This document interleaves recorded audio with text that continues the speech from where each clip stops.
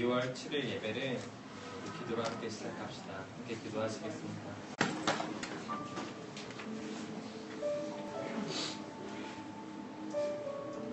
우리를 너무나 사랑하시는, 우리가 너무나 사랑하는 우리 주님, 주님께서 우리와 함께 계셔서 너무나 좋습니다.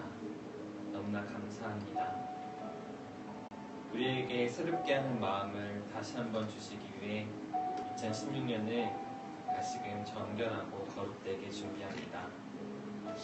주여, 조금 흐트러진 우리의 마음을 다시 온전히 주님에게로 나아갈 수 있도록 인도하여 주옵소서. 우리의 마음과 몸 온전한 사랑을 받아 주님께 다시금 온전히 드립니다. 예배를 통해 주님 주시옵소서. 하지만 오늘 함께하지 못한 이들도 기억하시고 그들에게도 주님의 은혜와 사랑 주시옵소서. 주님께 나아갑니다. 받아 주시옵소서.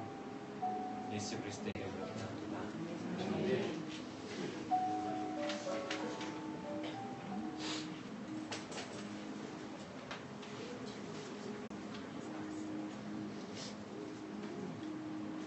함께 찬양하겠습니다.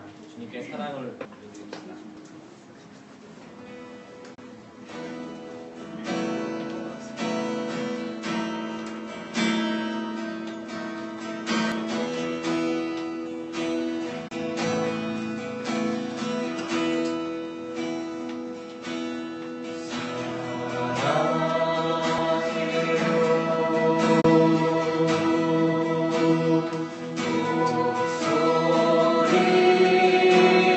소리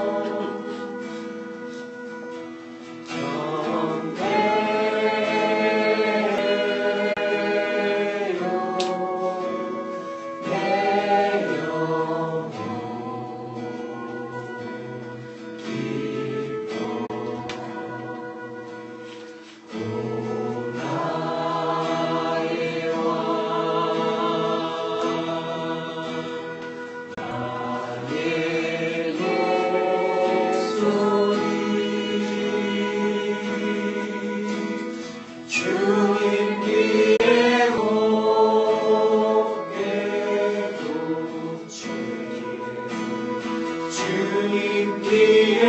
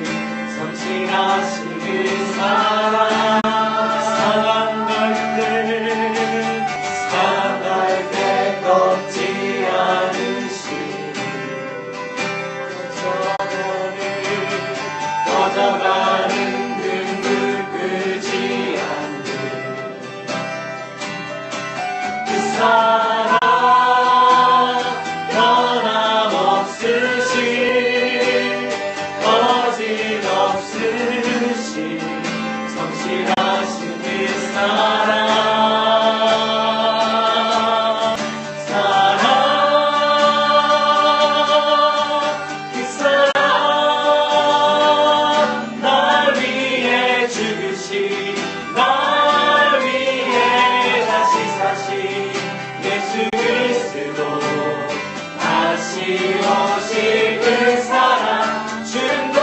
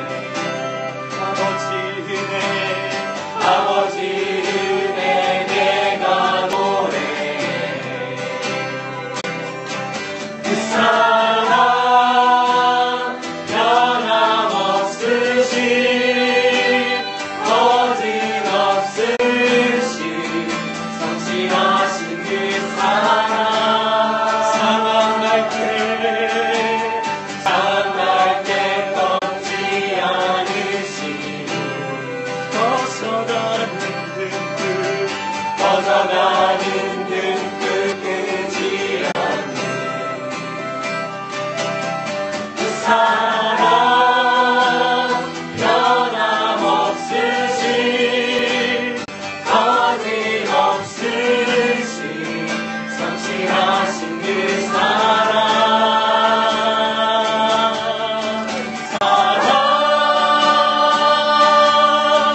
그 사랑 날 위해 죽으신 날 위해 다시 사신 예수 그리스도 다시 오실 그 사랑 죽음도 생명도 천사도 하늘의 어떤 권세도 이길 수 없는 영원한 그 사랑 그 사랑 날 위해 죽으신 날 위해 다시 사신 예수 그리스도 다시 오실 그 사랑 죽음도 생명도 천사도 하늘의 어떤 권세도 이길 수 없는 영원한 그 사랑 예수.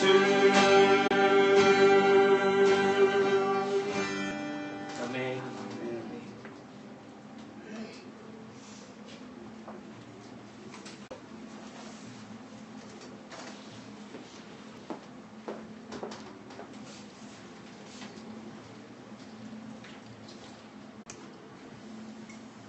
예배로 여러분들 초대합니다. 함께 교독하시겠습니다.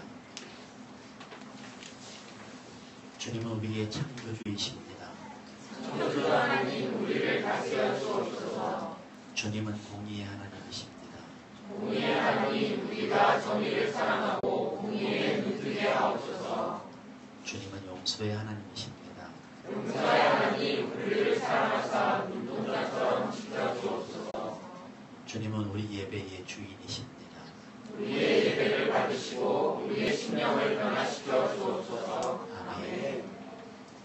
오늘 우리에게 주시는 구약의 말씀은 출애굽기 34장 29절 35절입니다. 주님의 말씀을 들으십시오.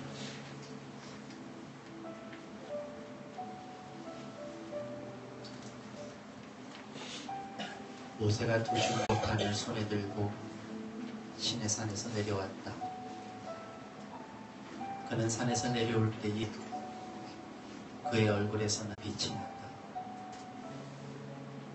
주님과 함께 말씀을 나누었으므로 얼굴에서 그렇게 빛이 났으나 모세 자신은 전혀 알지 못하였다.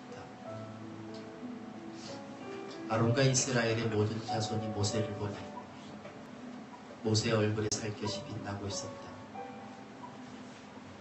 그래서 그들은 그에게로 가까이 가기를 두려워하였으나 모세가 그들을 부르자 아론과 회중의 지도자들이 모두 그에게로 가까이 갔다.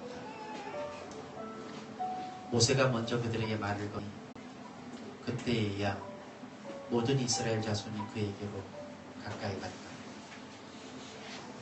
모세는 주님께서 시내산에서 자기에게 말씀하신 모든 것을 그들에게 명하였다.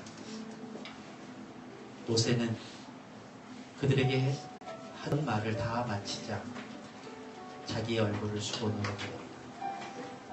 그러나 모세는 주님 앞으로 들어가서 주님과 함께 말할 때 있는 수건을 벗고 나올 때까지는 쓰지 않았다.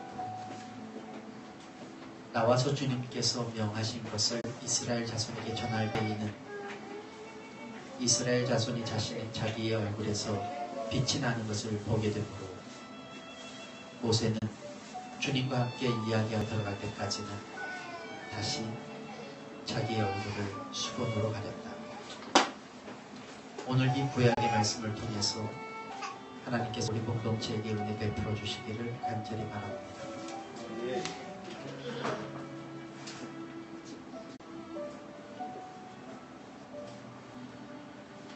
오늘 주시는 신약의 말씀은 고린도후서 3장 12절로 4장 2절까지의 말씀입니다.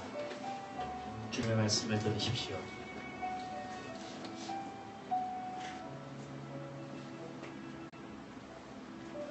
우리는 이런 소망을 가지고 있으므로 아주 담대하게 처신합니다.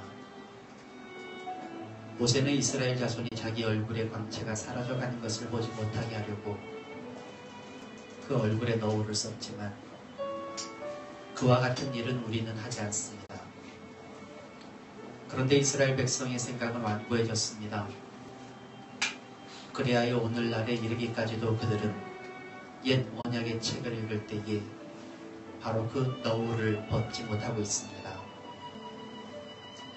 그 너울은 그리스도 안에서 제거되기 때문입니다.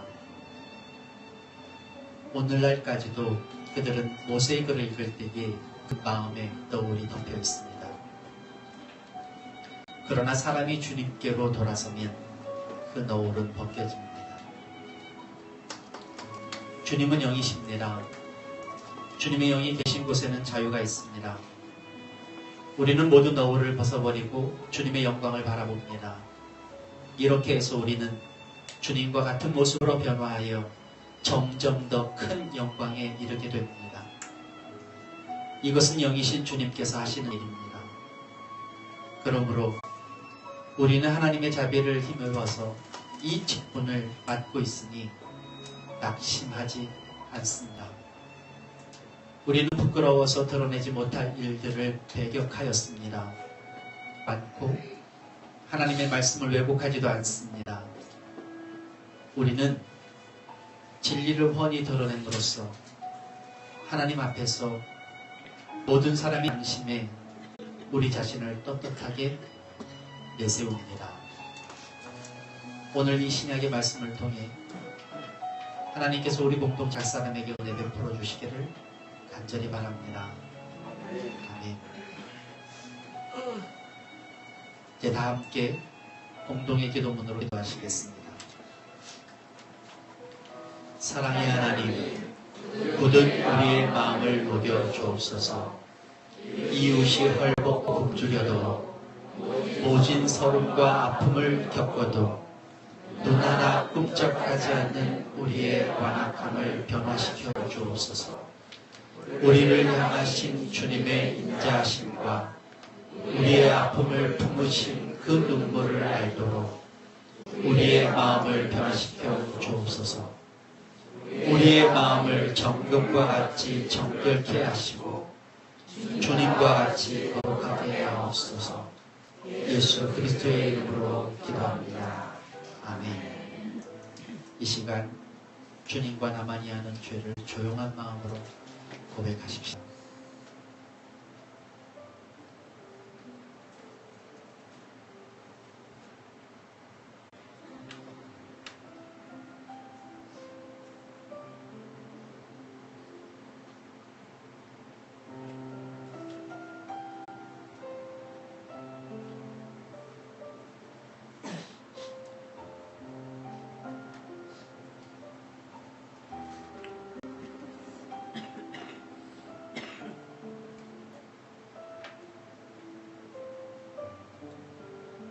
내가 주님께 거역한 나의 죄를 고백합니다 라고 하였더니 주님께서는 나의 죄악을 기꺼이 용서하셨습니다.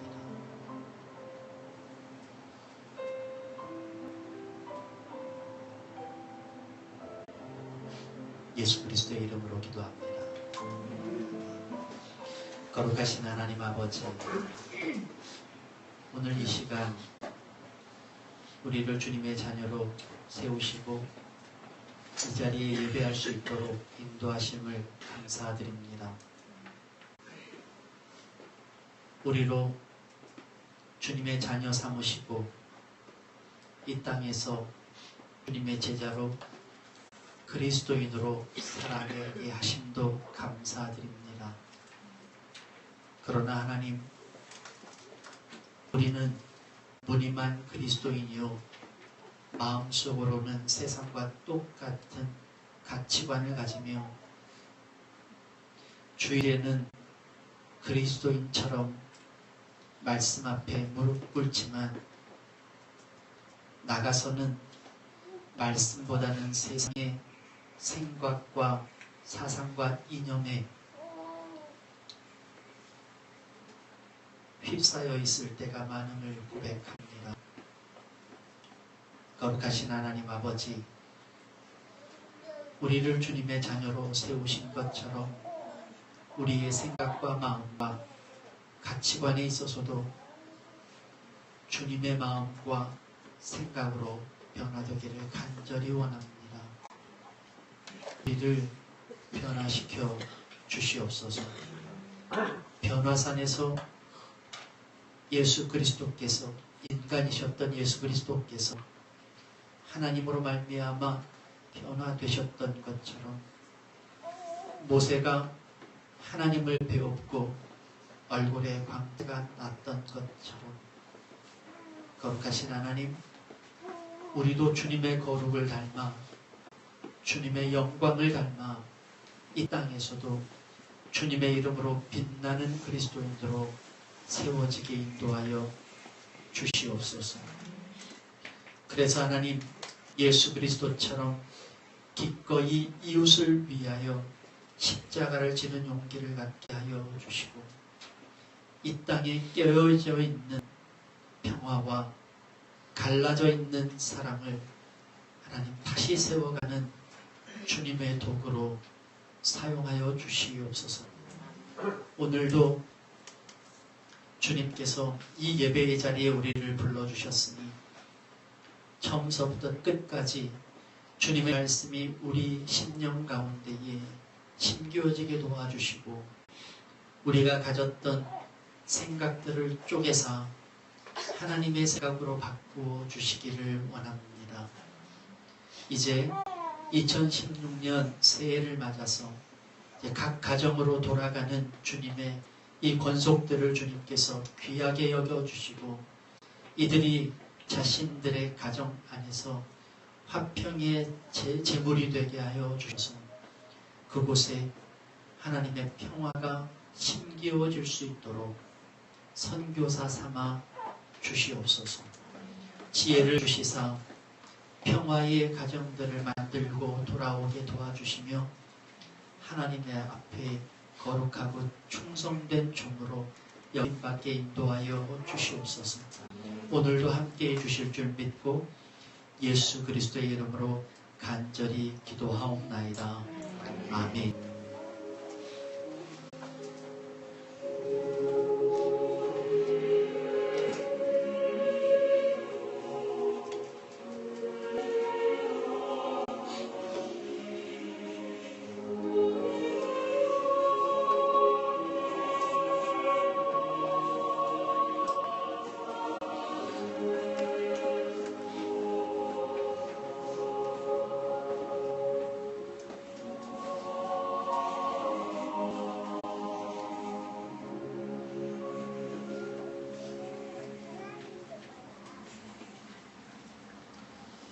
오늘 주신 하나님의 말씀은 에베소서 1장 23절 말씀입니다. 교회는 그리스도의 몸이요 만물 안에서 만물을 충만케 하시는 분의 충만함입니다.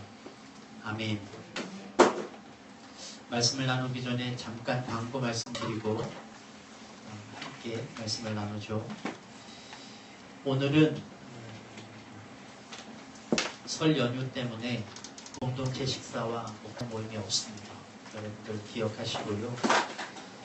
예배 후에 각 가정으로 돌아가셔서 귀한 설 지내시길 바라고요. 설 예배를 위해서 내일이 이제 설인데 여러분들이 가정에서 여러분들이 인도해 주시는 설 예배를 꼭 드리셨으면 좋겠어요. 그래서 여러분들에게 설 예배에 예배문 나눠드립니다. 꼭 가져가셔서 내일은 가족들이 다 함께 예배 드릴 수 있도록 그렇게 해주셨으면 좋겠습니다. 목장이 개편되었는데요. 각 목원들을 이 목자님들에게 다 알려드렸습니다. 목자님들은 미리 연락을 해주시고요. 다음 주에는 십자가 목장부터 예배에 인도를 해주시겠습니다. 아직 이름이 정해지지 않았기 때문에 주보에는 목자의 이름이 적혀 있습니다. 보시고 순서들을 잘 알아셔서 맡아주시면 좋겠고요. 다음 주에 첫 모임을 가져서 목장의 이름과 목장이 한 해 동안 이루기 원하는 사역들을 위해서 여러분들 논의해 주시고 알려주시면 좋겠습니다. 나머지는 주보를 참조하시고요. 옆에 있는 분들과 인사하면서 오늘 말씀 안으로 들어가십니다. 주님의 사랑으로 사랑합니다.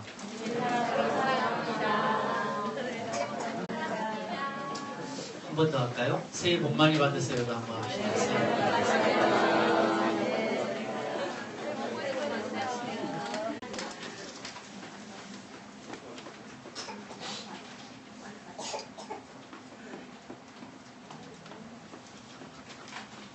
2016년의 설교의 주제는 성숙에 맞춰져 있습니다. 올해 여러분들과 함께 성숙한 그리스도인이라는 제목으로 우리가 말씀을 나누고 있는데요. 1월 한 달 동안에는 선택에서 갈림길이라고 하는 제목으로 선택에 대한 이야기를 여러분들에게 나눴어요. 2월 한 달 동안은 영적 성숙을 위한 훈련이라고 하는 이름으로 이야기로 여러분들과 나눌 것이고요. 3월부터는 사사기를 통해서 하나님께서 영적인 성숙에 대한 주시는 말씀의 고찰을 여러분과 나눌 계획입니다. 나름 설교를 1년 동안 계획을 하면서 말씀을 나누고 있기 때문에 여러분들이 가능하다면 설교를 매주마다 놓치지 않기를 간절히 바라고요. 2월 이제부터 4주 동안은 영적 성숙을 위한 훈련을 여러분들에게 4가지의 방향에서 살펴볼 계획인데요. 이 4가지는 영적 성숙을 이루는데 필연적이고 필수적인 훈련들입니다. 그래서 저는 이 4가지를 이렇게 구분했어요. 하나는 교회의 훈련, 하나는 또 성경의 훈련, 마음의 훈련, 타인에 대한 훈련. 이 4가지를 여러분들하고 이 2월 동안에 같이 나눌 텐데 그 첫 번째가 오늘 교회의 훈련과 관련되어 있는 것으로 우리가 교회입니다 라고 하는 제목으로 말씀을 나누려고 합니다.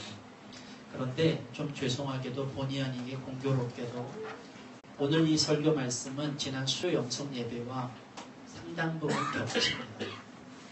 그래서 수요 영성 예배에 나오셨던 분들은 오늘 아마 반복해서 듣게 될지도 모르겠습니다. 이해해 주시길 바라고요. 좀 더 수요 영성 예배보다 좀 더 세밀하게 여러분들하고 이야기를 나누려고 합니다. 오늘 이 예배 가운데에 하나님께서 여러분들에게 주시는 은혜가 있기를 간절히 소망합니다. 우리 교회에는요, 제가 받는 동일한 질문들이 좀 있습니다. 이 동일한 질문들 가운데에 제일 많이 받는 것은 이런 질문입니다. 나를 향한 하나님의 소명은 뭘까요? 나의 소명은 뭘까요? 나에게 하나님께서 바라시는 건 뭘까요? 하나님 나에게 맡기신 건 뭘까요? 라고 하는 질문들이 우리 교회에서 제가 받는 질문들 가운데 가장 많습니다. 근데 이 질문들을 할 때에 사람들의 표정들을 보면 약간 쑥스러워하는 표정들입니다. 마치 질문해서는 안 될 것 같은 그런 질문이죠. 제 소명이 뭐죠? 이렇게 물어봅니다. 근데 그 표정들을 가만히 보면 이런 것 같아요. 다른 사람들은 다 아는데 나만 모르는 것 같은 그런 부끄러움, 그런 쑥스러움을 가지고 저한테 묻습니다. 얼핏 보면 좀 창피하게 여기는 듯한 느낌들도 가져요.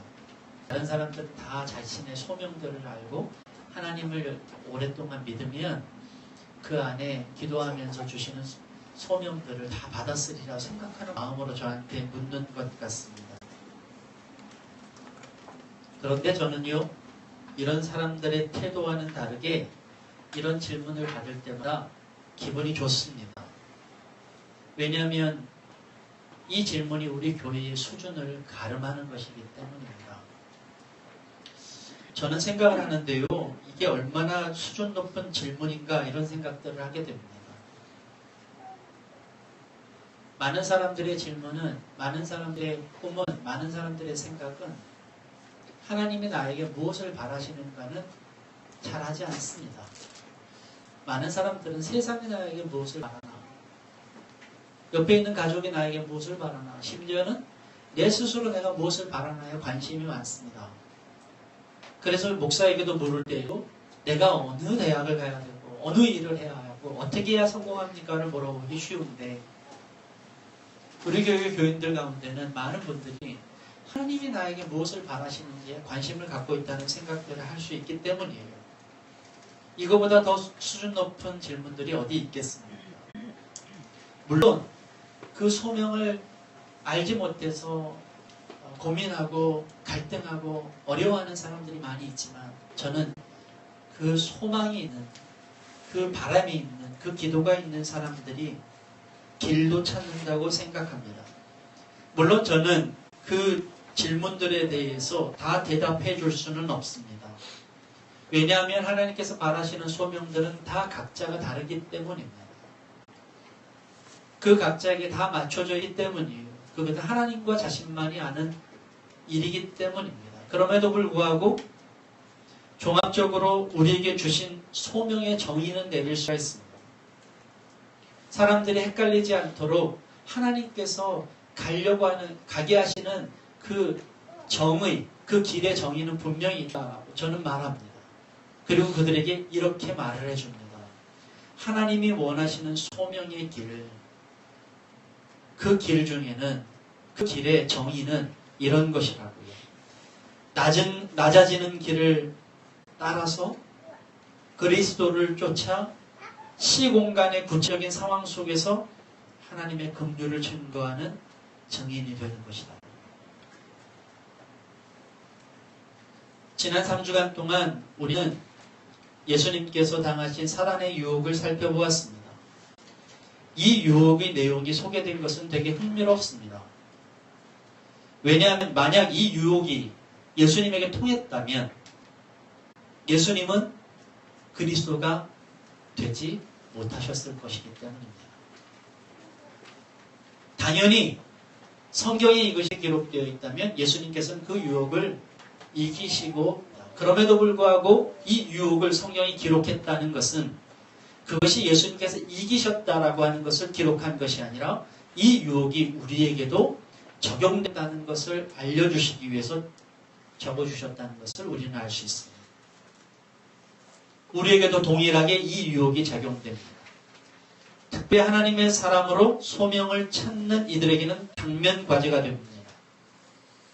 우리가 하나님의 소명을 어려워하는 이유 중에 하나는 우리가 받는 이 세상에서의 유혹과의 부딪힘 때문입니다. 세상과의 유혹이 계속 부딪혀서 하나님의 소명을 우리는 찾을 수가 없는 거예요. 사단은 이 사회를, 사단이 하는 그 유혹이 너무나도 자연스럽게 흐르도록 만들어 놓았습니다. 이 땅에 뿌리를 박고 살아가는 우리들은 당연히 이 유혹에 노출되어 있게 되어 있습니다. 문제는 사단이 왜 이 유혹을 하느냐는 거예요. 사단이 이 유혹을 해서 우리가 이 유혹에 넘어오면 사단에게 무슨 유익이 있느냐는 거예요. 여러분들이 어떤 덫을 마련해 놓는다면 그 덫은 나에게 유익이 있기 때문입니다. 그 덫에 누군가가 걸리면, 사냥을 해서 사냥감이 걸린다면 내 양식이 되고 이런 유익이 있잖아요.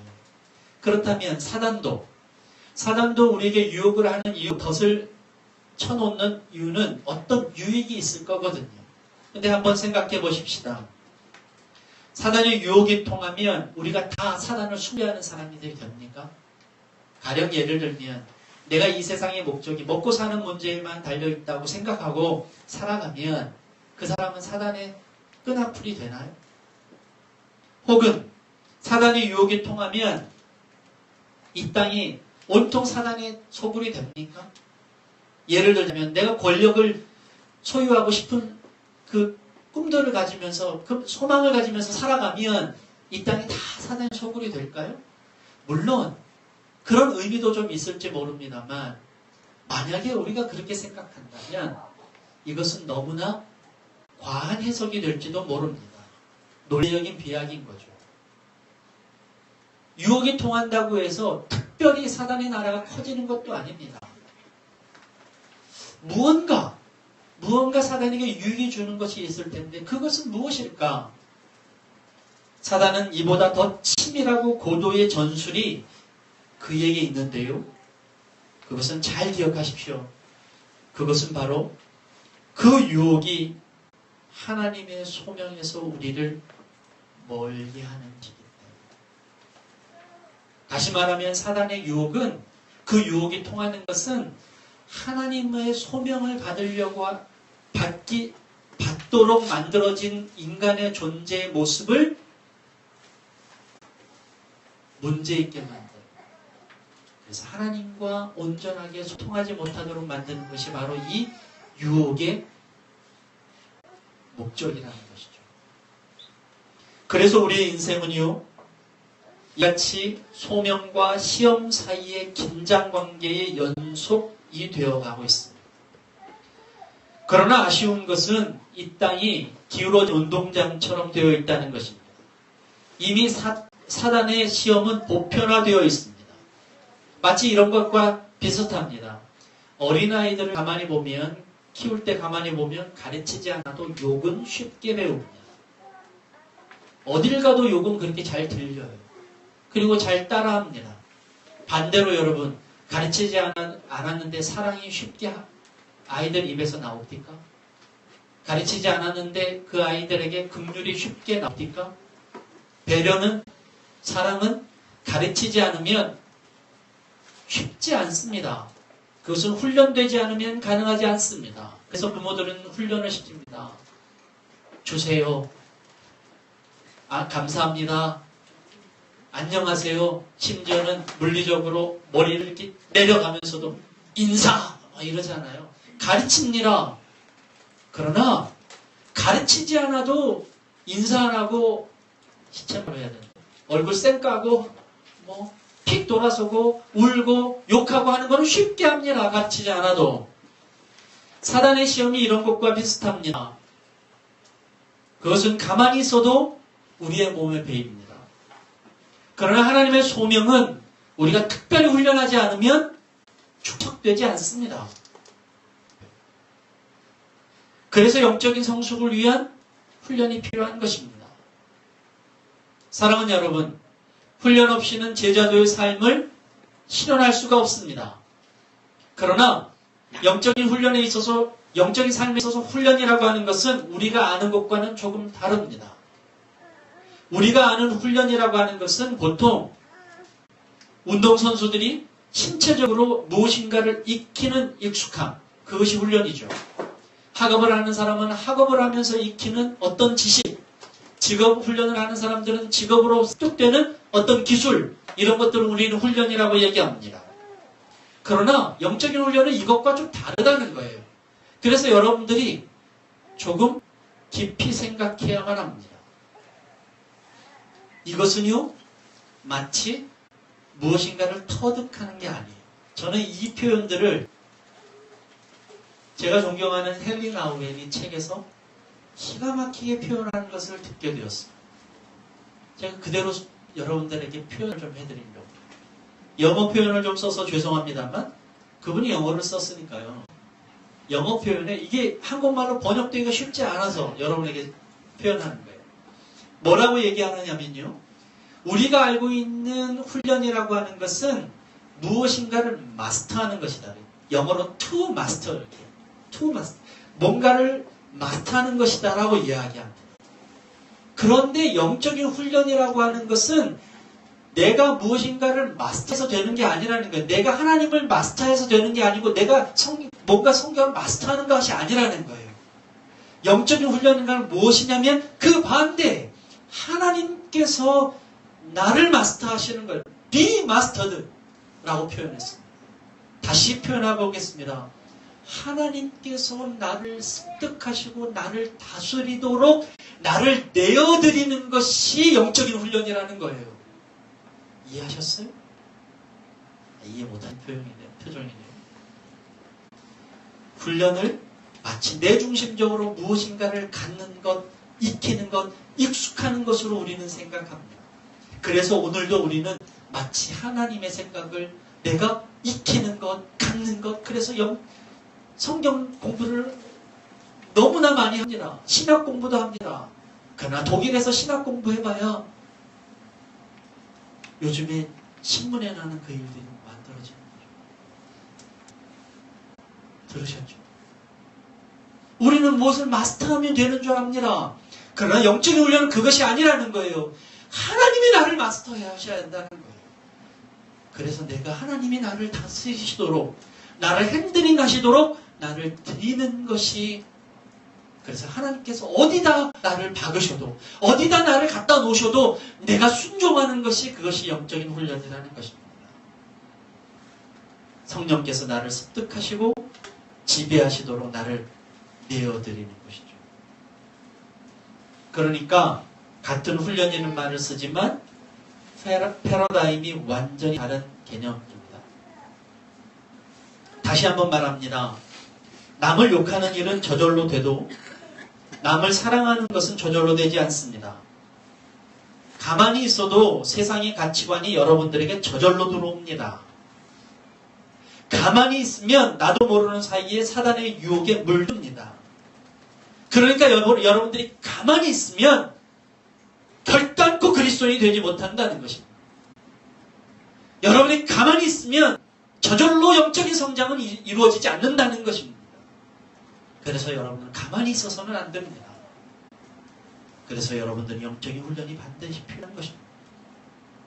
그 영적인 훈련이라는 것은 바로 변화하는 것입니다. 생각이 변화하는 것이고 가치관이 변화하는 것입니다. 사단의 유혹에 물드는 시선을 하나님의 소명으로 바꾸는 삶의 변화가 바로 훈련입니다. 이런 말이 있습니다. 쌓기는 쉬워도 무너지는 것은 한순간이라고요. 여러분이 가만히 있으면, 훈련하다가 가만히 있으면 훈련했던 모든 것들이 무너집니다. 잘 아시는 말씀이지만 자전거는 페달을 밟아야 넘어지지 않습니다. 페달을 밟지 않는 순간 우리는 넘어지게 되어 있습니다. 이것이 기울어진 운동장, 이 땅에서 살아가는 그리스도인들의 모습입니다. 그래서 우리는 끊임없이 영적인 페달들을 밟아야만 합니다. 그래야 우리는 무너지지 않습니다. 무너지지 않기 위해서 우리는 훈련들을 해야만 합니다. 날로 자라기 위해서 우리들은 훈련을 해야만 합니다. 잘하지 않으면 우리는 그냥 도태되는 것이 아니라 쓰러집니다. 오늘 저는 이 훈련에 대한 이야기를 4차례에 관해서 여러분들에게 말씀드리기 이전에 제일 먼저 첫 번째 교회라고 하는 제목으로 이 훈련에 대한 이야기를 제시하려고 합니다. 바울은 고린도전서를 통해서 교회가 무엇이다라고 하는 정의를 내렸습니다. 그 정의는 교회는 하나님을 품은 성도라고 말을 하고 있습니다. 그러니까 교회는 건물이 아닌 것이에요. 교회는 건물이 아니라 사람이라고 미리 말했습니다. 다른 말로 표현하면 그리스도인들, 바로 우리들이 교회입니다.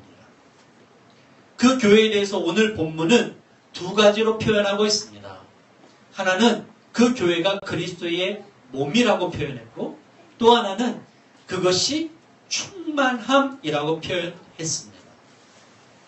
이미 수요일 예배에 나오신 분들은 이 이야기를 들으셨는데, 이 몸이라고 하는 것은 이해하기가 쉽습니다. 아, 그리스도가 머리고 우리는 몸이다. 우리는 지체다. 이 교회가 하나님의 일을 하는데 우리가 지체된다. 이 몸은 우리가 이해하기가 쉽습니다. 그러나 충만함이라고 하는 것은 이해하기가 좀 어렵습니다.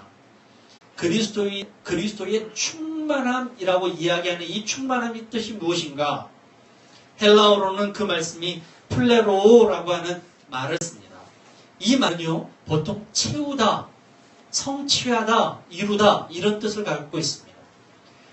보통 여러분들이 성경을 볼 때에 헬라어나 히브리어를 사용하면 그것을 사용해서 설명하시는 분들이 있잖아요. 저도 보통 이것을 설명할 때에는 하나의 조건이 달려 있습니다. 그것을 사전을 찾아보고 그것을 이야기하는 것이 아니라 그 표현이 성경에 어떻게 자주 쓰여 있는지를 봐야 비로소 그 표현이 어떤 뜻인지를 알 수 있어요. 자, 충만함이라고 여러분들이 얘기할 때 보통 이것은 물에 뭔가 채워지는 것을 상상하게 되잖아요. 그릇에 물이 채워지듯이 내 그릇에 무엇인가 채워지듯이 내가 무엇인가 이루는 것이구나 이렇게 생각하시겠지만 이 플레로라고 하는 이 단어가 주로 쓰인 성경 구절을 보면 의미가 좀 다릅니다. 제가 찾아왔습니다. 마태복음 1장 22절의 말씀 이렇게 되어 있습니다. 이 모든 일이 일어난 것은 주님께서 예언자를 시켜서 이루시기를. 여기에서 나오는 이 플레로는 이루다는 말이 딱 표현되지 않았지만 이 이야기가 어떤 이야기냐면 어떤 일이 벌어졌는데 그 일이 예전에 예언되었던 것이 성취되었다라고 하는 뜻으로 표현되어 있습니다.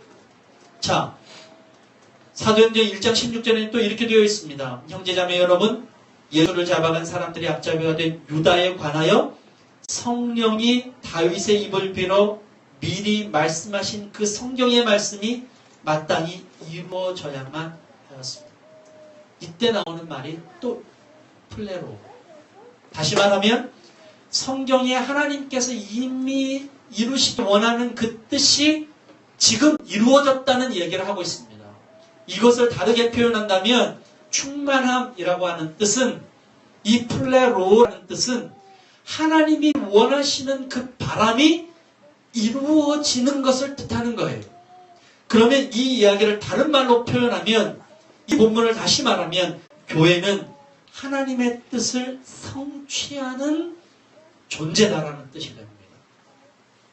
교회를 우리로 바꾸어서 말하면 이렇게 됩니다. 우리는 주님의 뜻을 이루는 사람들이다.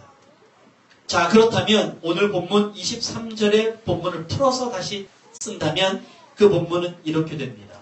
우리는 그리스도의 몸으로서 하나님의 뜻을 이루는 자들입니다. 라는 뜻이에요.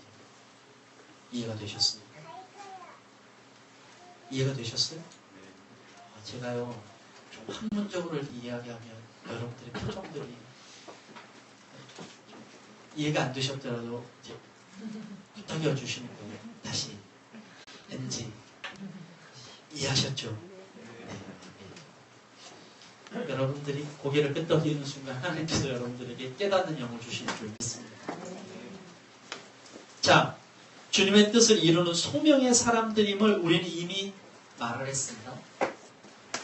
그렇다면 어떻게 그 뜻을 이룰 수 있을까? 자, 우리는 이 땅에 태어나는 순간 하나님의 뜻을 이루는 사람들로 태어났어요. 그리스도인이 아닌 사람들은 하나님의 뜻에 소명이 없어요. 그러나 우리는 하나님의 대사로 이 땅에 태어난 사람들입니다. 그럼 어떻게 이룰까? 그 이루는 뜻이 오늘 본문에는 몸이라고 하는 표현으로 되었다는 사실을 기억해야만 합니다. 여러 가지가 있지만 오늘은 몸에 대한 얘기를 하는 것입니다. 그것이 바로 교회니까. 자, 이 몸이라는 표현은 문학적인 표현일 수도 있습니다. 그러나 훈련에 있어서 이 몸이라고 하는 뜻은 굉장히 큰 의미가 있습니다. 몸의 훈련에 있어서 중요한 세 가지가 있습니다. 그 세 가지의 첫 번째는요, 몸을 훈련하는 데는 규칙적이어야 한다는 것입니다. 여러분, 몸을 훈련할 때 우리 생각은요, 뜨문뜨문 할 수 있습니다. 우리 생각은 오늘 할 수 있고 한 일주일 후에 또 내일 할 수 있습니다. 그러나 몸은 뜨문뜨문 살 수가 없습니다. 몸은 늘상 숨을 쉬고 늘상 맥박이 뛰고 늘상 움직입니다. 우리는 알 수 없지만 근육은 계속 움직이고 내 장기는 계속 움직이게 되어 있습니다. 규칙적으로 말입니다. 하나님이 창조하신 이 온 우주가 규칙적으로 움직이듯이 우리의 몸도 규칙적으로 움직이게 되어 있습니다. 우리의 몸은 규칙적이고 정기적으로 활동을 합니다. 따라서 몸을 훈련하는데도 규칙적이고 정기적이어야만 합니다. 헬스장에 가면 반드시 듣는 이야기가 있습니다. 훈련을, 운동을 몰아서 하지 말라는 이야기. 다시 말하면 규칙적으로 운동하라는 얘기죠. 보통 하루에 30분씩 꼭 걷거나 꼭 뛰거나 운동을 하라고 제시합니다. 근데 하루에 30분씩 하면요, 한 달이면 제가 계산을 해보니까 한 15시간 정도 돼요. 하루에 15시간을 몰아서 운동을 했어요. 그리고 한 달 동안 운동을 하지 않았어요. 운동의 양은 똑같습니다. 그러나 그것을 우리는 운동이라고 하지 않습니다. 목은 그것을 말듣지 않아요. 여러분, 몰아서 공부하실 수 있죠. 벼락치기 하실 수 있죠.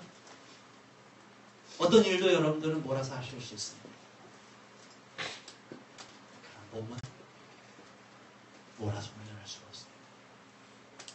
이게 교회라는 거예요. 이게 우리라는 거예요. 우리가 영적으로 몰아서 훈련을 할 수가 없다는 것입니다. 어느 날 여러분들이 기도원 가서 은혜를 받고 돌아왔어요. 그런 분들 중에는 몰아서 일하는 사람이 많았어요. 뒤집어지고 난리가 났어요. 온 교회를 들쑤시고 다니면서 사람들에게 뭐 난리를 치면서 전도를 합니다.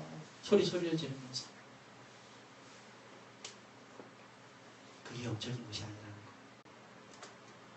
거예요. 영적인 훈련이 규칙적이어야 된다는 것입니다. 우리의 신앙생활도 마찬가지입니다. 예배를 드리는 것, 기도하는 것, 경건의 훈련이 몸에 익숙하기 위해서는 정기적이고 규칙적인 것이 필요합니다. 왜 하나님께서 우리에게 안식일을 만드셨는지 아십니까? 안식일을 특별히 만드셨어요. 하나님과 우리는 동행하고 교제하는 존재입니다.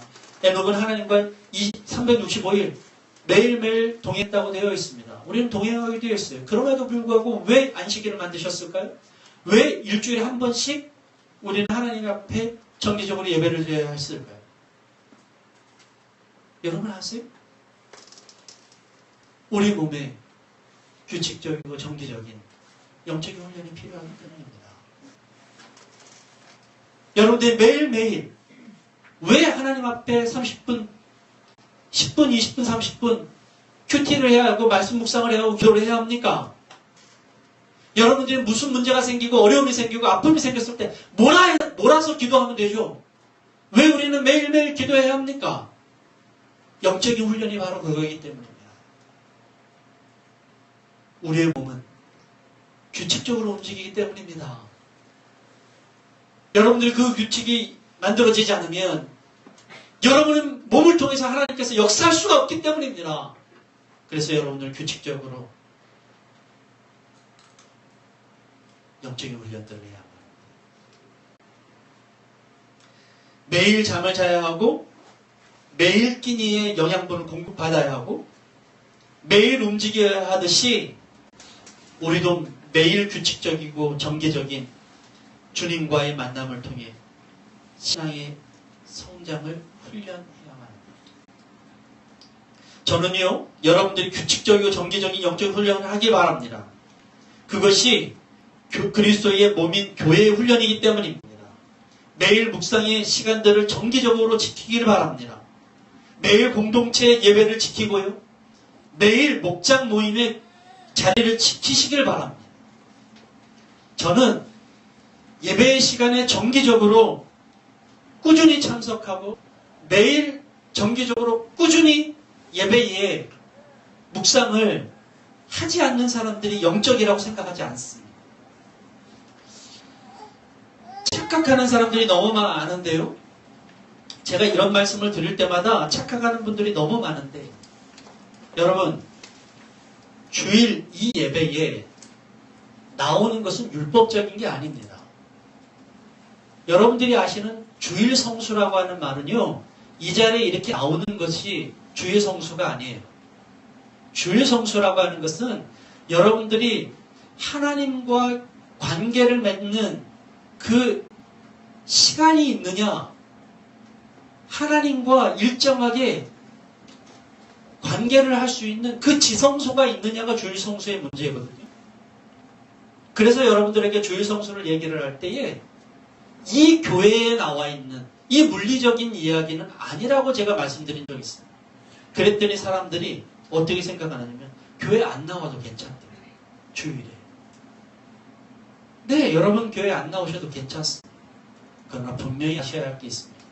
여러분의 몸은 영적으로 썩습니다. 내가 오늘 다른 것들을 다 제끼고 내가 다른 시간들을 다 제끼고 다른 일들을 다 제끼고 우선순위로 이 자리에 나올 때 여러분의 몸에는 영적인 훈련들이 만들어집니다. 여러분 그걸 기억하십니까? 여러분들은 그것들을 익히고 계십니까? 오늘 이 자리에 오신 여러분들은요, 몸으로 이긴 거예요. 이 자리에서 모든 것들을 느끼고 하나님의 말씀을 들을 수 있다면 여러분이 몸으로 익힌 것입니다. 그 건강한 몸 안에, 그 훈련된 몸 안에 하나님의 영성이 움직이는 거예요.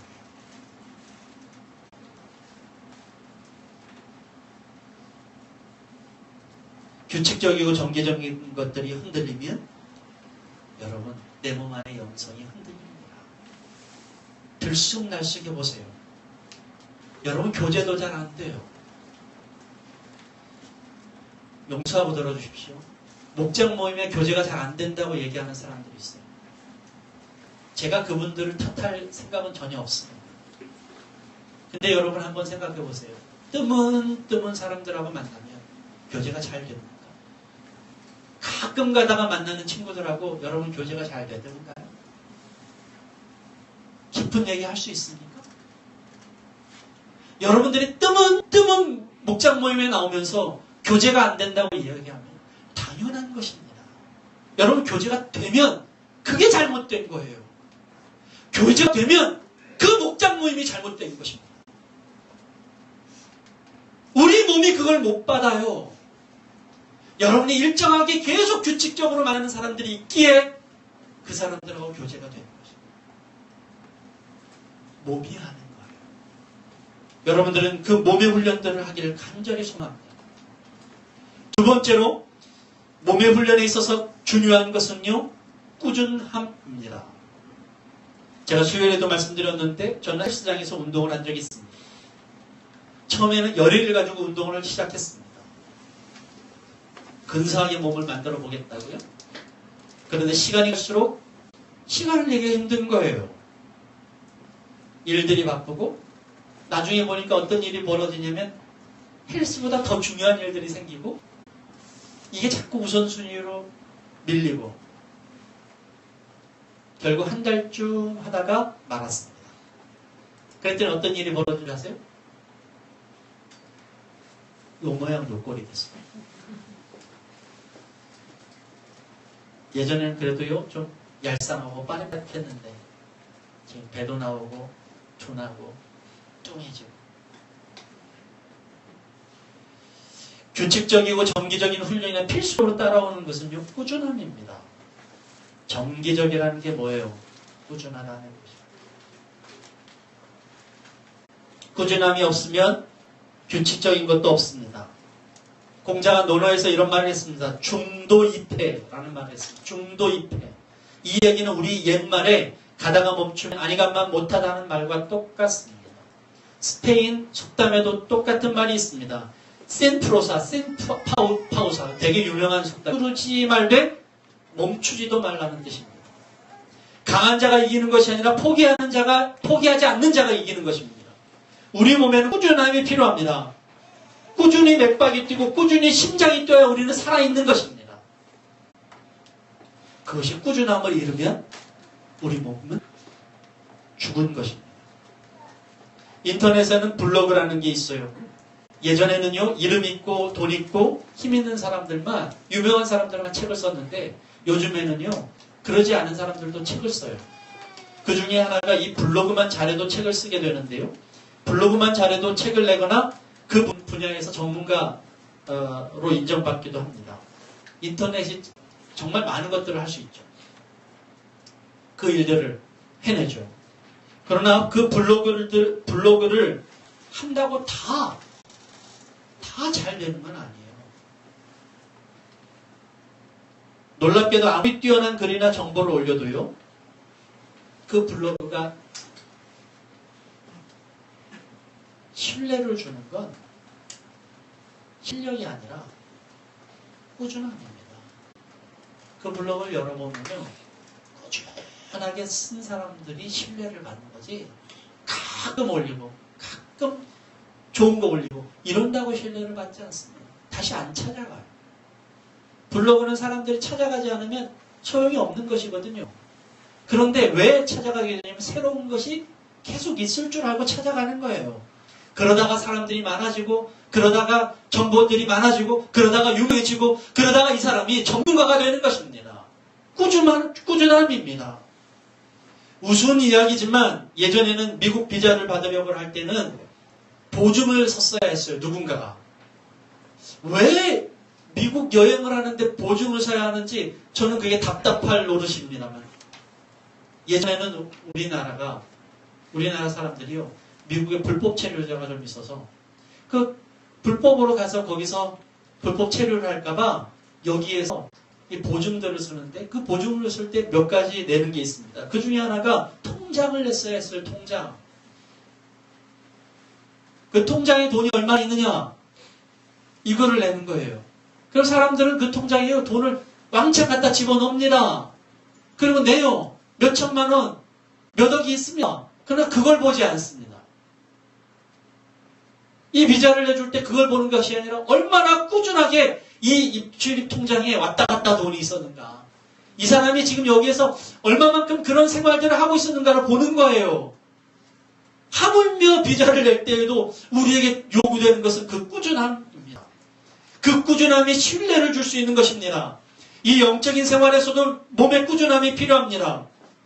여러분 한번 생각해 보세요. 하나님의 마음을 여러분이 살려고 한번 생각해 보십시오. 오늘 여러분들이 준비해서 하나님의 마음을 한번 사보십시다. 어떤 걸로 사실 수 있겠어요? 여러분 많은 능력, 많은 재물로 하나님께 바치고 여러분의 하나님의 마음을 사실 수 있겠어요? 그건 미신에나 가능한 일입니다.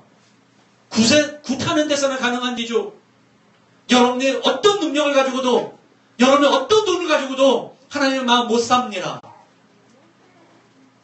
하나님의 마음을 대신할 수 없습니다. 어떤 힘을 가지고도, 어떤 결과를 내고도 하나님의 마음을, 하나님을 감동시키지 못합니다. 여러분은. 여러분이 하나님을 감동시킬 수 있는 유일한 방법이 뭔지 아세요? 그게 바로 꾸준함입니다.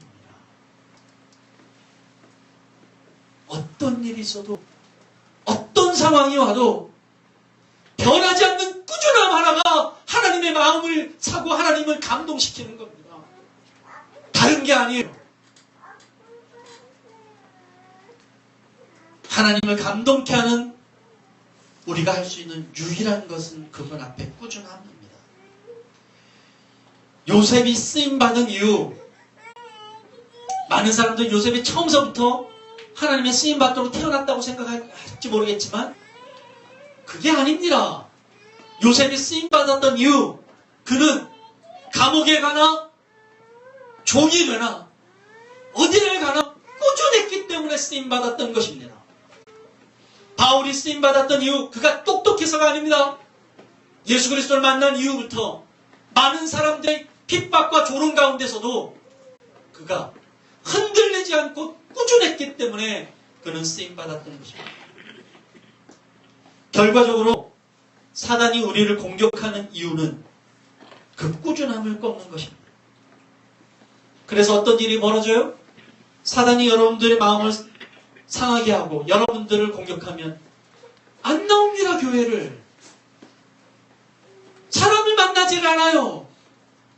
갑자기 하나님과 예배를 끊어버립니다. 사단이 공격하는 그 유일한 이유, 그 꾸준함을 끊기 위해서입니다. 여러분의 상황이 어렵고 여러분이 아프고 여러분들의 관계가 끊어진 것과 예배가 무슨 상관이 있습니까? 하나님과 무슨 상관이 있습니까? 여러분의 영적인 훈련과 무슨 상관이 있습니까? 어느 순간 그 꾸준함이 끊어져 버려요. 여러분이 그 꾸준함이 끊어졌다면 여러분은 지금 사단의 공격을 받고 있는 것입니다.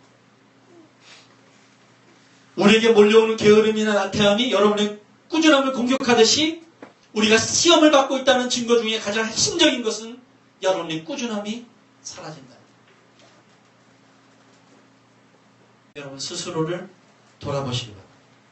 말씀 묵상이 끊어지고 예배에 빠지기가 쉽고 무엇보다도 교제가 끊어지고 관계에 문제가 생기는 것도 꾸준함을 잃게 만들고 생각이나 가치관에 문제가 생기는 이유도 우리를 꾸준함을 놓치게 만들어 버립니다. 어떤 경우라도 꾸준함을 잃지 않기를 바랍니다. 피 터지게 싸워도 가슴 뭉개지는 아픔이 있어도 예배 자리는 지켜야만 합니다. 그래서 꾸준함이 영성이고 꾸준함이 힘이고 꾸준함이 훈련입니다. 하나님을 감동케 하는 유일한 것이 바로 그 꾸준함이기 때문에. 마지막으로 몸의 훈련에 있어서 가장 중요한 마지막 것은 믿고 기다리는 것입니다. 규칙적이고 정기적인 것과 꾸준함도 그 자체로는 가능한 것이 아닙니다. 이 두 가지도 믿고 기다리는 마음이 없으면 규칙적이고 꾸준한 것도 하지 못합니다. 헬스 얘기를 아까 했으니까 여러분 내가 이렇게 운동하면 힘든데 이렇게 운동하면 내가 건강해질 거야. 그거 믿어지지 않으면 그거 못하는 거예요. 내가 이렇게 열심히 하면 쓰리팩이 아니구나. 쓰리팩은 저고요. 식스팩이 생길 거예요. 저는 운동을 안 해도 쓰리팩이 생깁니다. 앉아있으면 생기거든요. 식스팩이 생길 거야. 여러분이 그 믿고 기다리니까 이 일을 하는 거 아닙니까? 믿고 기다리지 않으면 꾸준하지 못합니다. 사랑하는 여러분, 영화나 드라마를 보면요 주인공이 나옵니다. 잘 아시겠지만 주인공은 이상하리만큼 일이 잘 안 풀려요. 일이 잘 풀리는 주인공이 별로 없어요. 일도 안 풀리고 오해도 생기고 핍박도 받고 아니 왜 이렇게 만나는데도 딱딱 안 만나지는지 길도 왜 그렇게 헷갈리게 가는지 이리 가고 저리 가고 막 그러잖아요. 주인공들이 일 다 안 풀려요. 저 같으면 벌써 포기하고 저 같으면 벌써 분노하고 벌써 문제가 생겼는데 중요한 것은 그 주인공은 포기하지 않습니다. 그렇게 일이 안 풀리는데 그렇게 아픈데 그렇게 문제 있는데도 포기하지 않습니다. 왜 그런 줄 아세요? 주인공이니까. 그가 포기하면 주인공이 아니잖아요. 그 영화는 끝나잖아요. 그가 포기하면 그 드라마는 끝나잖아요. 주인공이 포기하지 않는 거예요. 포기하지 않으니까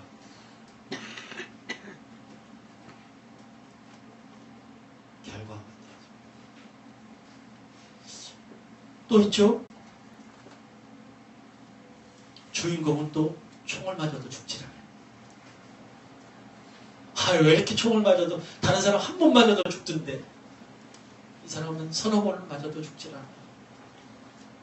또 그러다가 다시 또 살아나고 막 그러잖아요. 거의 죽었을 것 같은데 또 살리는 또 명의가 또 나타나. 주인공은 그러잖아요. 왜 그럴까요? 주인공이기 때문입니다. 주인공이 죽으면 그 영화도 끝나기 때문입니다. 문제는요. 그러니까 여러분 믿고 기다리는 거예요. 내가 우리 인생의 주인공이고요. 그것을 연출하시는 분 하나님이에요. 하나님의 결과를 어떻게 만드실지 모르는 거예요. 믿고 기다려요. 끝까지 믿고 기다리는 거예요. 포기하지 않고. 포기하면 영화는 끝납니다. 포기하면 드라마는 끝납니다. 포기하지 않고 끝까지 기다리면 하나님이 그 안에 결과를 만드셔요. 그래서 포기하지 않고 기다리는 것이 꾸준하고 규칙적인 것을 만듭니다. 여러분들 미래를 모르시죠? 미래를 알고 싶으셔서 이렇게 설날만 되면 여러분 미아리를 찾아가시죠.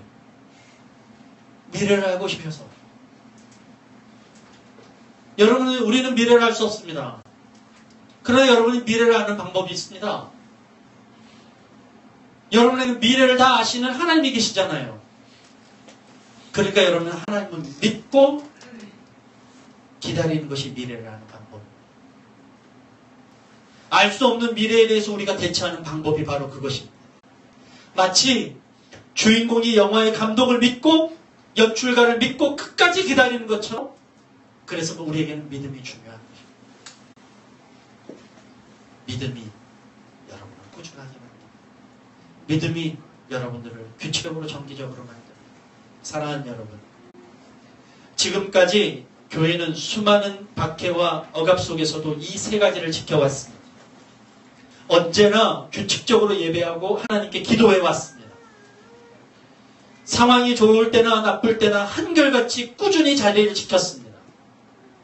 세상이 보이는 약속이 아니라 하나님의 약속을 믿고 기다려왔습니다. 그것이 교회의 힘이었고 그것이 성도의 힘입니다. 저는 2016년에 여러분들이 이 능력, 이 힘이 있기를 바랍니다. 이 훈련을 하시길 바랍니다. 어떤 일이 있어도 규칙적으로 하나님과 교제하고요. 오늘 이 시간에 이렇게 좀 다짐해보세요. 어떤 일이 있어도 2016년에 내가 예배 빠지지 않겠다. 어떤 일이 있어도 내가 이 자리를 빠지지 않겠다. 내가 어떤 일이 있어도 매일 묵상 빠지지 않겠다. 여러분들이 그렇게 좀 결심하셨으면 좋겠어요. 또한 어떤 상황이 놓여도 꾸준히 상대방이 뭐라고 해도, 상대방이 나를 욕해도, 상대방이 나를 욕해도, 모욕해도, 오해해도 내가 했던 사역들은요, 어떤 상황이 놓여도 꾸준히 하는 거예요. 꾸준히. 그거를 여러분 다짐하셨으면 좋겠어요. 하다가 말지 말고. 또한 끝까지 믿고 기다리는 영성. 하나님을 믿는 믿음이 더 커져가는 여러분이 되시기를 주님의 여러분 간절히 기도드립니다. 기도하겠습니다. 거룩하신 하나님 아버지, 오늘 우리에게 몸의 훈련에 대한 세 가지 말씀을 주심을 감사드립니다. 주님의 자녀들이 오늘 이 자리에서 어떠한 일이 있어도 규칙적으로 주님과 만나며, 어떠한 상황이 와도 꾸준히 주님의 일을 하고 끝까지 주님을 믿고 주님을 기다리는 그런 훈련들을 감당할 수 있도록 주님 도와주시옵소서. 아버지, 이 시간에 잠시 우리가 주님 앞에 주님과 나만이 아는 고백의 기도를 드리려고 합니다. 아버지, 오늘 내가 결심하며 주님 앞에 고백할 때에 이 결심들이 올 한 해 동안 지켜지도록 주님 도와주시옵소서. 여러분, 이 시간에 제 말씀을 듣고 잠깐 여러분 스스로 기도해 주시기 바랍니다. 제가 말씀드린 대로 아주 작은 일이지만 여러분 이렇게 주님 앞에 결심하고 기도하셨으면 좋겠어요. 하나님, 내가 2016년 한 해 동안 이 주일 예배 놓치지 않겠습니다. 매일 묵상하는 일 놓치지 않겠습니다. 매일 기도하는 일 놓치지 않겠습니다. 내가 하나님께 선하고 그리스도의 사역을 하는 일, 어떤 반응이 와도 꾸준히 하겠습니다. 그리고 주님만을 믿고 흔들리지 않겠습니다. 주님 앞에 잠시 기도하십시다. 기도하겠습니다.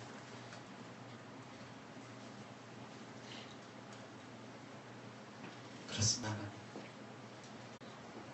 내가 주님의 말씀을 하나님 놓치지 않겠습니다. 주님의 자리를 놓치지 않겠습니다. 주님의 은혜를 놓치지 않겠습니다. 아버지, 이 예배의 시간을 놓치지 않겠습니다. 아버지, 그래서 내가 꾸준한 하나님 유지할 수 있도록 정기적인 규칙적인 것을 놓치지 않도록 몸의 훈련들 하나님 놓치지 않도록 주님 도와주십시오. 끝까지 주님만을 믿고 하나님 이 시간 2016년을 살아가도록 주님 도와주십시오. 오직 풍랑이 와도 하나님, 내가 믿을 것 주님밖에 없으면 하나님 고백하면서 살아가도록 주시옵소서. 아버지, 내가 하나님 몸의 훈련들을 소홀히 하지 않도록 주님 도와주시옵소서. 건성으로 하지 않도록 주님 도와주시옵소서. 지킬 것은 지켜나가는 하나님, 2016년이 되도록 주님 도와주시옵소서. 주님 도와주시옵소서. 함께하여 주시옵소서.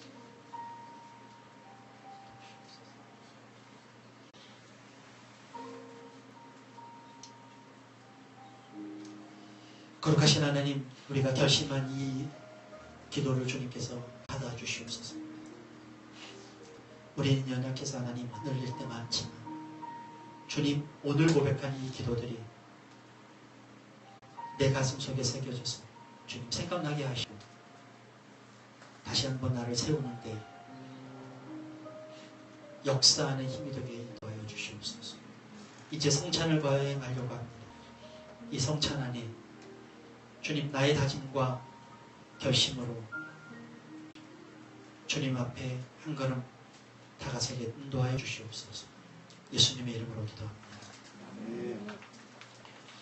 성만찬으로 여러분들 초대합니다. 성만찬은요, 예수 그리스도의 고난에 동참하는 시간입니다.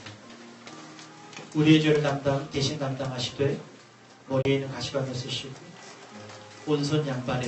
양손 양발에 대못을 박히시고 허리에는 창으로 찔리시고 등에는 날카로운 채찍으로 맞으신 그리스도의 고난에 동참하는 시간입니다. 소외된 이웃과 사랑의 떡을 나누며 함께 고난의 잔을 마실 것을 다짐하는 시간입니다. 그리스도의 희생의 교훈을 본받아 우리도 그렇게 살겠다고 다짐하는 시간입니다. 이제 이 성찬 안에 여러분을 초대합니다. 다 같이 자리에서 일어나 주시기 바랍니다. 사랑의 하나님, 하나님이 하신 일을 생각하면 우리는 도무지 이해할 수가 없습니다. 또한 하나님의 사랑과 자비는 헤아릴 수조차 없습니다. 우리의 생각과 한계를 뛰어넘어 죽기까지 우리를 사랑하시는 그 사랑을 받으면서도 우리는 알지 못하고 깨닫지 못하는 어리석음을 용서하여 주옵소서. 오늘 이 시간 우리에게 성령님을 보내주셔서 우리로 하여금 주님을 아는 지혜와 은혜를 허락하여 주옵소서. 수많은 어려움과 영적인 공격 속에서도 언제나 우리와 함께 하셔서 우리 항상 보호해 주시고 지켜주시옵소서.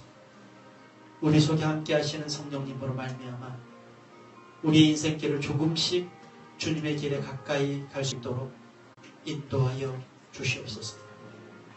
우리의 인생을 인도하시는 성령님에 의지하여 우리가 오늘 이 예배의 자리에 모였습니다. 이 자리에 기쁨과 즐거움으로 나왔습니다. 우리의 예배를 받아주시기를 간절히 비우며 예수님의 이름으로 기도합니다. 그러므로 누구든지 합당하지 않게 주님의 빵을 먹거나 주님의 잔을 마신 사람은 주님의 몸과 피를 범하는 죄를 짓는 것입니다.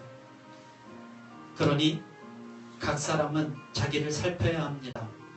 그 다음에 이 빵을 먹고 그 잔을 마셔야 합니다. 몸을 분별함이 없이 먹고 마시는 사람은 자기에게 내릴 심판을 먹고 마시는 것입니다. 오늘 주님께서 주시는 말씀에 이렇게 적혀 있으니 여러분 오늘 이 시간 성참에 동참하기 전에 자신의 죄를 고백하며 내 영혼을 정결케 하시기를 기도합시다. 내 영혼을 정결케 해 주시옵소서. 주님 앞에 기도합니다.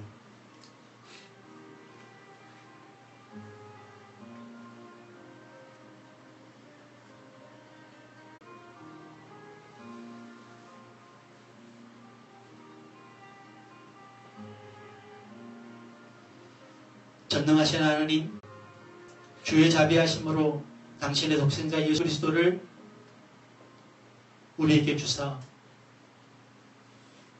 구원하시려고 십자가에서 죽기까지 고난당하게 하시고 세상의 죄를 위하여 완전하고 넉넉한 속죄제물이 되어주심을 감사합니다. 이제 성만찬을 제정하시고 그 거룩한 복음 가운데에 우리에게 명하시기를 그가 다시 오실 때까지 기억만 하셨습니다. 이제 가장 겸비한 마음으로 구하오니 이 자리에 임하여 주시고 우리들로 하여금 능히 주님의 지극히 거룩한 몸과 피에 참여하는 자가 되게 하여 주시옵소서. 우리 주님 예수 그리스도의 이름으로 기도합니다. 아멘. 예, 성찬을 봉급하겠습니다. 최 장로님 앞으로 좀 나오겠습니다.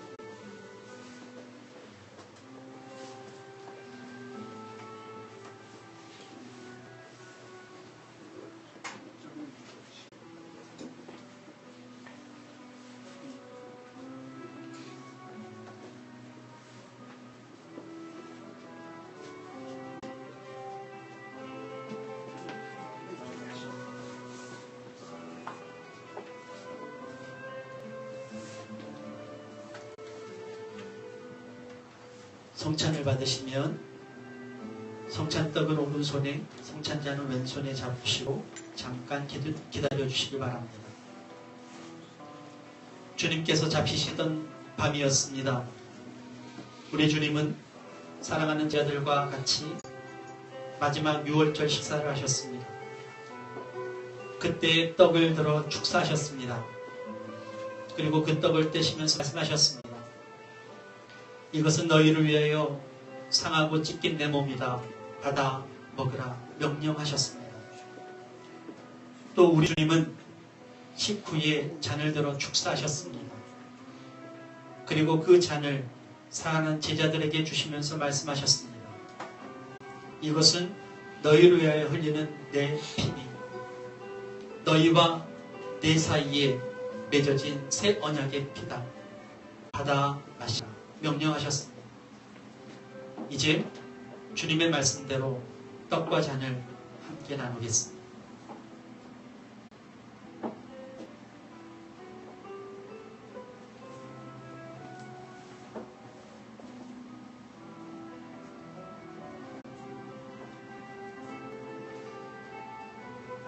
떡을 집으신 오른손을 좀 위로 올려주시기 바랍니다. 거룩하신 아버지, 예수 그리스도를 통하여 우리의 기도를 들으시고 우리의 감사제를 받으시며 성령의 능력으로 예수 그리스도께서 말씀하신 그 거룩한 신비가 이루어지게 하소서. 그리스도는 아버지의 뜻에 기꺼이 복종하여 수전하신 전날 밤에 빵을 들어 아버지께 감사의 기도를 드리신 다음 빵을 떼어 제자들에게 나누어 주시며 말씀하셨나이다. 받아 먹으라. 이것은 너희를 위하여 주는 내 몸이니 나를 기념하여 이 예를 행하라. 주님께서 저에게 주신 이 몸을 받음으로 주님의 거룩한 뜻에 기꺼이 동참하겠나이다. 아멘.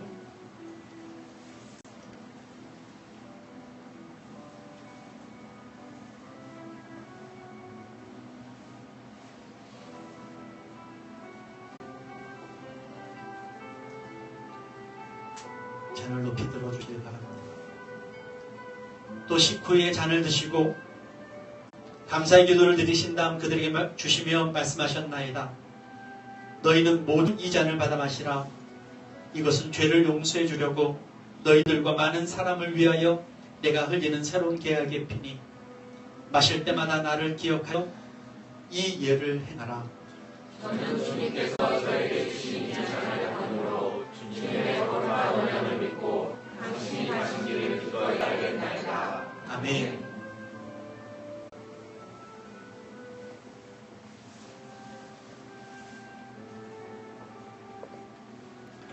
그러므로 우리는 예수 그리스도의 순환하심과 부활하심과 승천하심을 기억하며 또한 그리스도께서 영광 중에 다시 오심을 바라보며 이 빵과 이 잔을 주님의 완전한 제물로 드리나이다. 아버지여, 이 감사의 제사를 받으시고 참여하는 모든 자들을 성령의 힘으로써 예수 그리스도와 한 몸이 되게 하옵소서. 전능하신 하나님, 존귀와 영광과 찬양을 세세무궁토록 받으시옵소서. 아멘. 평화 인사를 나누겠습니다. 하나님의 은총이 교회와 여러분께 늘 함께 하시기를 주님의 이름으로 축복합니다. 하나님의 은총이 목사님께도 늘 함께 하시기를 주님의 이름으로 축복합니다. 우리 옆에 있는 성도님들에게도 하겠습니다. 하나님의 은총이 성도님들과 함께 하시길 빕니다. 하나님의 은총이 성도님과 함께 하시기를 바랍니다. 아멘. 기도하겠습니다.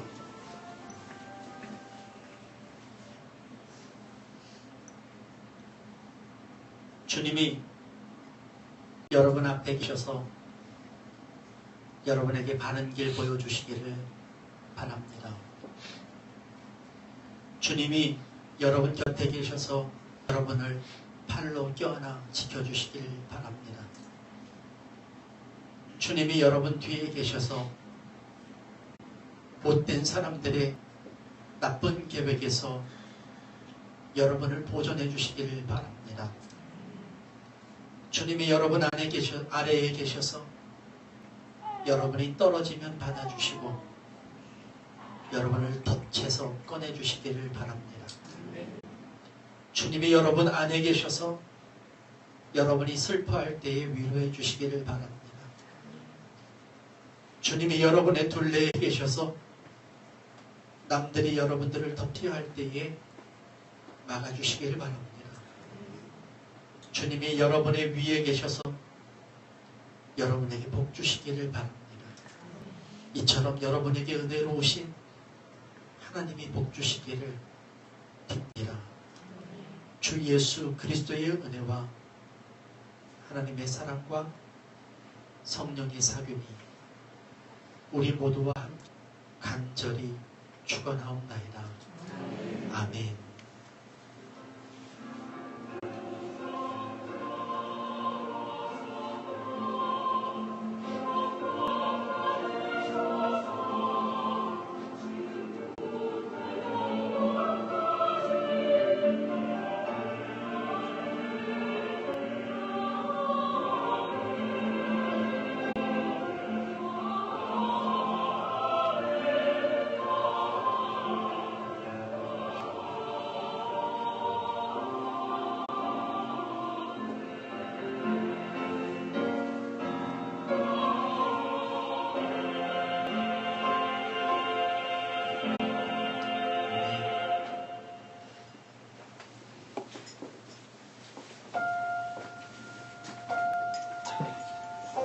새해 복 많이 받으세요. 새해 복 많이 받으세요.